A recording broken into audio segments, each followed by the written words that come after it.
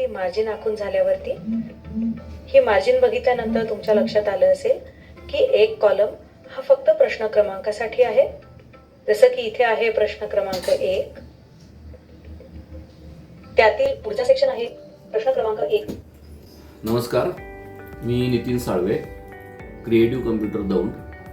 मी इयत्ता 10वीच्या विद्यार्थ्यांसाठी विशेष काहीतरी घेऊन आलेलो आहे. या व्हिडिओमधून तुम्हाला दिसलं असेल की मी नुकतंच इयत्ता 10वीचा पेपर कसा सोडवायचा, त्यासाठी आदर्श उत्तरपत्रिका माझी कशी तयार होईल याबद्दलची माहिती जी तज्ज्ञांनी तयार केलेल्या मार्गदर्शक सूचनांचं या ठिकाणी व्हिडिओ मला मिळाला आहे.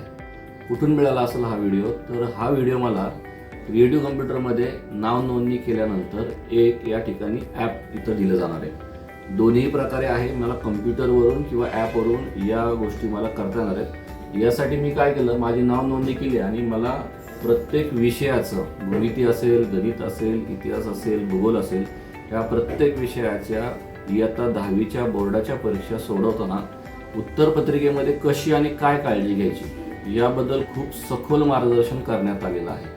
कदाचित काही गोष्टी माझ्याकडनं राहून गेल्या असतील 10वीच्या पेपरच्या, तर मी इथं पाहून या ठिकाणाहून माझ्या दुरुस्ती करून घेऊ शकतो.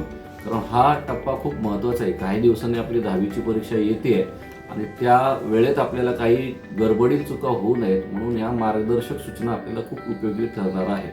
तर मी आवर्जून आपल्या विद्यार्थी मित्रांना विनंती करतो की लगेचच आपण क्रिएटिव्ह कम्प्युटर दौंड येथे संपर्क करून आपली नोंदणी करून घ्या आणि ह्या इयत्ता 10वीच्या परीक्षेबद्दल मार्गदर्शक सूचनांचा व्हिडिओ आवर्जून पहा.